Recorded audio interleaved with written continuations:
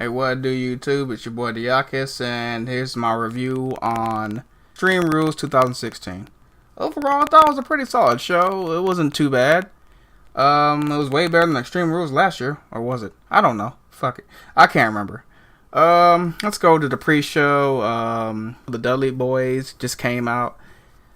They started talking about they can't have Extreme Rules without the Dudley Boys. Big Cass comes out. They brawl for a minute. Dudley Boys were getting the best of Big Cass, and due to a miscommunication from the Dudleys, Big Cass gets the upper hand. The Miz skit, when JoJo interviewed him, was pretty funny. He kept on doing, he did one take of it. He gave some crazy ass soliloquy about how he's going to retain the Intercontinental Championship, and then he said, let's try it again. That shit was pretty funny. So he tried it this time with more intensity. Also, there was the Rusev interview. That shit was pretty funny, especially when they got to the question about what does Machka mean. And Rusev, without even batting an eye, said crush. And Lana just pretty much ripped all the internet nerds. Said, don't you have Google? Don't you have the internet, the Wikipedia? That shit was just funny. It was sort of awkward at one point when Rusev tried to grab for Lana's hand, and he just pulled, and she's like, no. So I guess, that was his, whatever, gonna be his prize or some shit. I don't know. Let's go into the kickoff match, which is Dolph Ziggler versus Corbin in a no DQ. It was a straightforward match. What I did like about the match, that the stipulation, the no DQ stipulation was actually used by Corbin when he delivered that low blow to Dolph Ziggler. Pretty much just knocked his balls into his throat, and Corbin hit the ends of the A's for the win. I thought since they had the Andre the Giant Memorial Battle Royal trophy out there, I thought that was gonna play a role in it, but I guess not. Let's go to the main show. First match is Gallows and Anderson versus the Usos. Before the Gallows and Anderson made it to the ring, the Usos just jumped them. They jumped out the ring and pretty much just started brawling. The match got in the ring. Referee rung the bell. I think within the first 2 minutes, Gallows and Anderson hit the Boot of Doom to the outside of one of the Usos. Pretty good spot. The ring bell was introduced eventually, and that led to the finish. One of the Usos tried to splash Gallows. He moves out the way. He ends up landing on the ring bell. So they hit the Magic Killer for the win.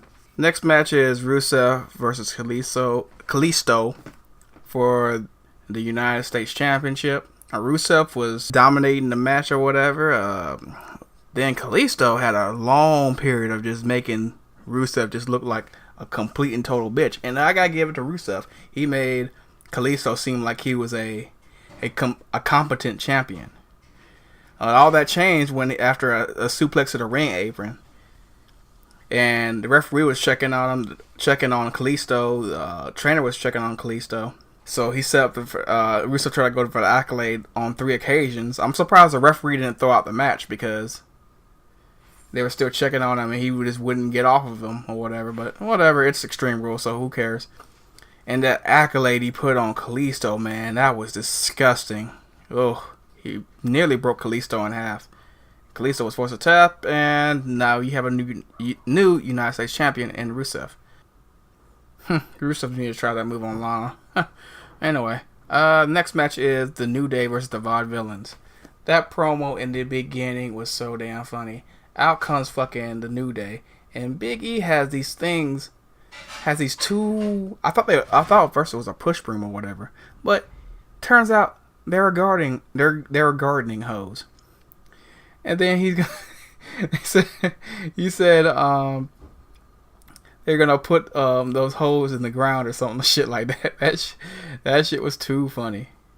Oh man, I guess this match was based around Woods, because Woods usually is the scapegoat for every time the New Day loses. Most of the time when the New Day loses, it's either Kofi or Woods, but Woods takes the fall most of the time. I guess this match was to make Woods seem like, yeah, he's a competent competitor or whatever.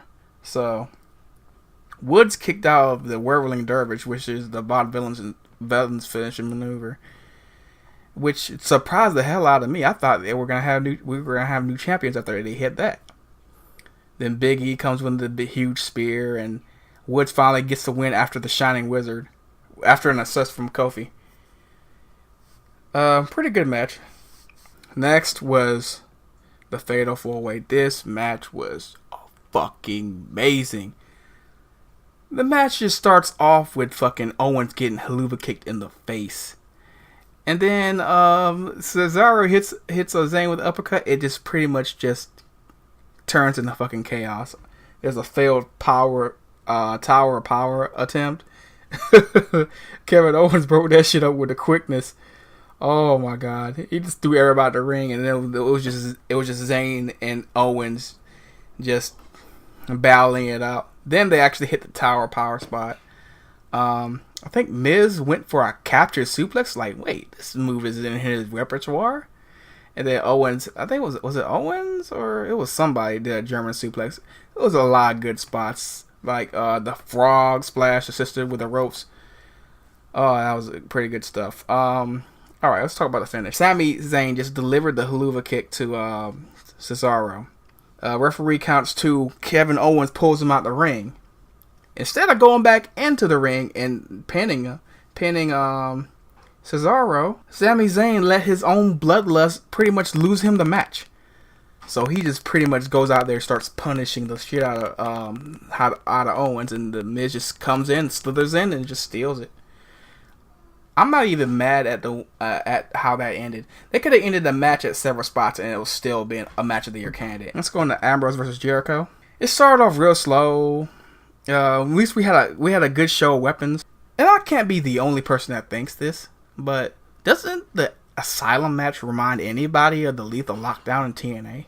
Whatever. There was a pretty good showdown with the nunchucks, and with Ambrose with the nunchucks, and Jericho with the barbed wire 2x4, and Ambrose showed he can use the nunchucks. It was a pretty good section. One thing I did not get about this match was, why was Jericho trying to escape the cage? I guess he was just trying to escape the cycle that is Dean Ambrose.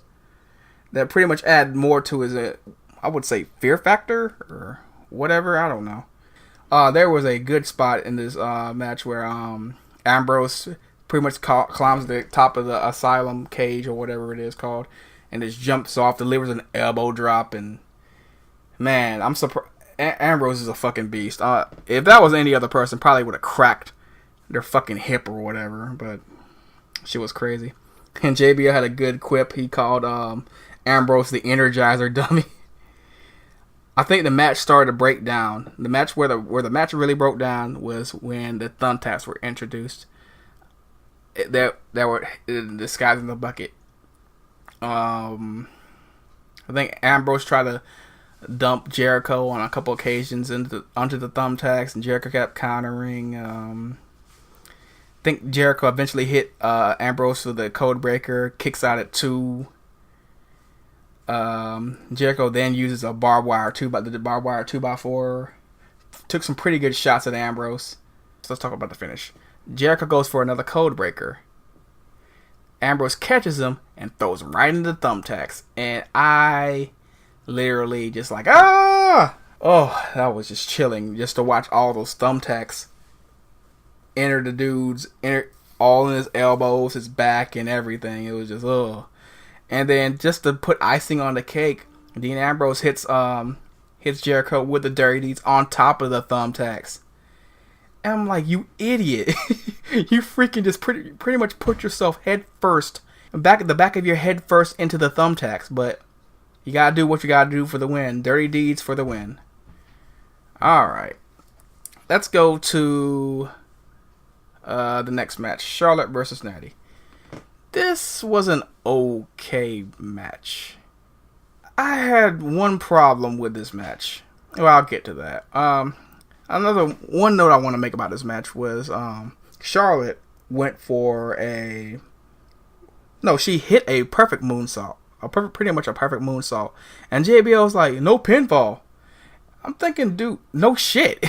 It's a fucking submission match. Natalya has Charlotte in the sharpshooter.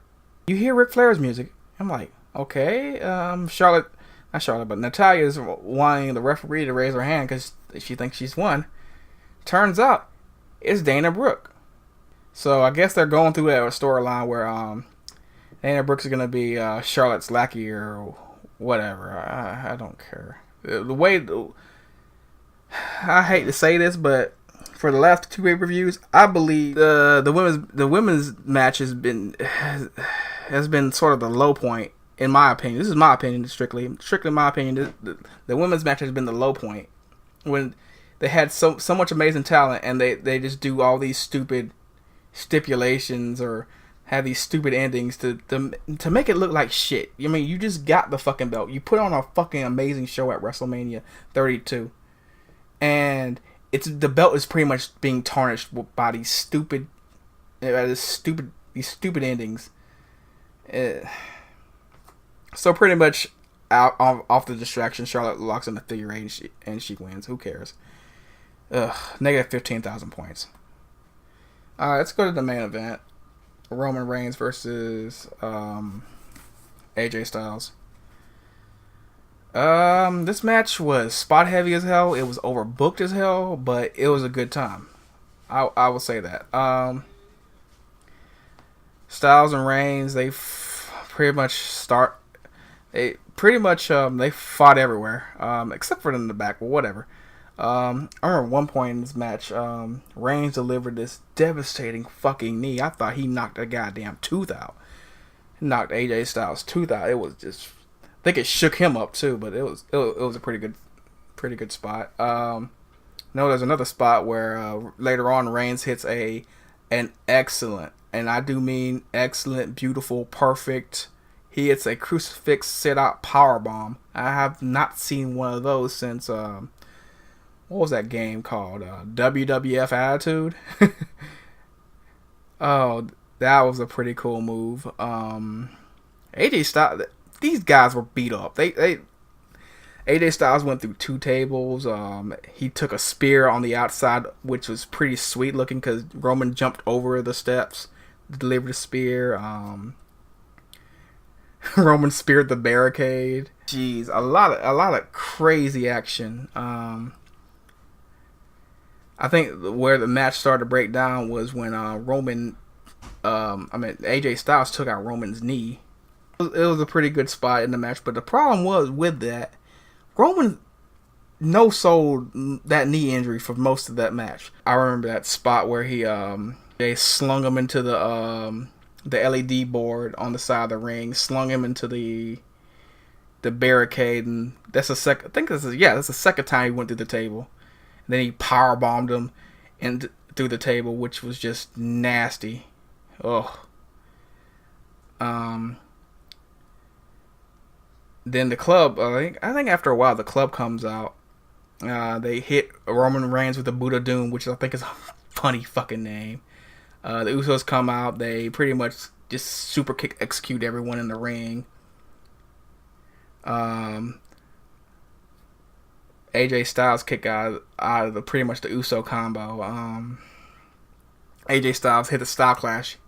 Roman kicks out. He hits a style clash with a chair. Roman kicks out. You see the trend here?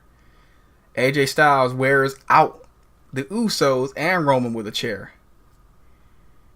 I believe he kicks out or whatever. Or does he go for the phenomenal forearm?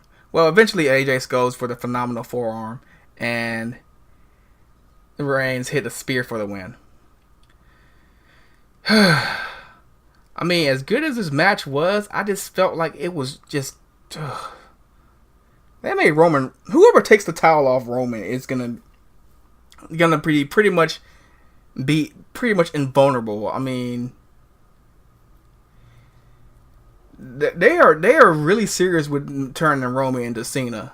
I mean, look at this match. How many false finishes were there? Like 20. And the Styles Clash, that move has pretty much no power now. I mean, you can't even... You probably hit that move on Hornswoggle now and he'll probably kick out of it. I mean, don't get me wrong. I'm a Roman Reigns fan, but geez, they made him look a little too much like... They made him too godlike. They pretty much like gave him, said, okay, we'll give you the dev kit. We'll give you all this other... And you pretty much run around like a guy. You can take whatever and you'll still kick out at too. It's fucking stupid. And what I didn't like about another thing I didn't like about this match, why didn't he go for the calf crusher? Why didn't AJ Styles go for the calf crusher or the calf killer to exploit the leg injury, the damaged knee? Why didn't he go for that? But overall, I did enjoy the match. Okay, after the match, who the fuck comes back? Seth motherfucking Rollins makes a return. Hits Roman Reigns with the Seth agree. That's what I like to call it, the Seth agree, and pretty much it goes off with Seth Rollins standing over Roman Reigns, the WWE Championship in hand. Overall, this pay-per-view was pretty good. It had its low spots. The women's match, for one. It's not because the women can't wrestle. It's just the stipulations they put around the women that makes it horrible. That made the match horrible. Everything else was pretty solid. I give this pay-per-view an 8.8. All right. Thank you for listening to my review of Extreme Rules 2016, and I catch you for Real Wrestling. Peace.